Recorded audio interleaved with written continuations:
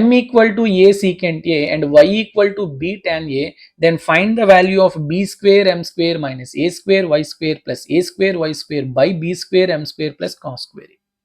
అయితే దీన్ని అందరూ జనరల్గా ప్రొసీజర్ చెప్తాను, ఆ తర్వాత మనం ఎలా షార్ట్ ట్రిక్లో చేసుకోవాలో కూడా చెప్దాం. ఓకేనా? షార్ట్ ట్రిక్ అంటే ఏం లేదమ్మా, ట్రిగ్నోమెట్రీలో through substitution. Okay, so first general method చూద్దాం.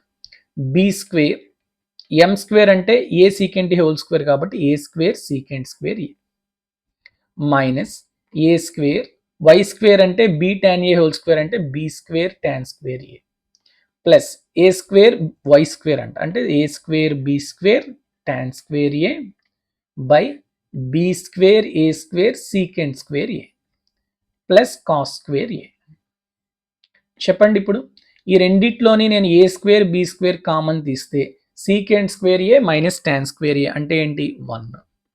B square A square B square cancel. Tan square A by secant square A అంటే ఎంతమ్మా సైన్ స్క్వేర్ ఏ. ఎంత ఇదంతా కలిపి ఎంత రాయొచ్చు మనం sine square A. So sine square A plus cos square A అంటే ఎంత 1. సో ఫైనల్గా ఆన్సర్ ఏమవుతుంది A square B square plus 1, option D. అలా కాకుండా సబ్స్టిట్యూషన్ చేసుకుంటే ఏది చేసుకుంటాం? సపోజ్ ఏ ఈక్వల్ టు నేను 0 పెట్టుకున్నాను అనుకోండి, 0 degrees. అప్పుడు ఎం వాల్యూ ఎంత అవుతుందమ్మా? ఏ సీకెంట్ 0 అంటే ఏ. వై ఎంత అవుతుందమ్మా? టాన్ 0 0 కాబట్టి బి. క్వశ్చన్లో సబ్స్టిట్యూట్ చేయండి. ఏంటి? సారీ బి కాదు, టాన్ 0 0 కాబట్టి వై 0. సో వై 0 అంటే ఇది పోయింది, ఇది పోయింది అంతే. బి స్క్వేర్ ఎం స్క్వేర్ అంటే బి స్క్వేర్, ఎం అంటే ఏ స్క్వేర్ ప్లస్ కాస్ 0 అంటే ఎంతమ్మా 1. సో ఆన్సర్ ఎంత? B square A square plus 1, option D. చూసారా? సో సబ్స్టిట్యూషన్ ఎక్కడ చేసుకోవాలనేది మీకు తెలియాలి.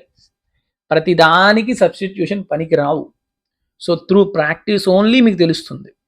ప్రొసీజరు తెలుసుకోండి వీలైనంత వరకు.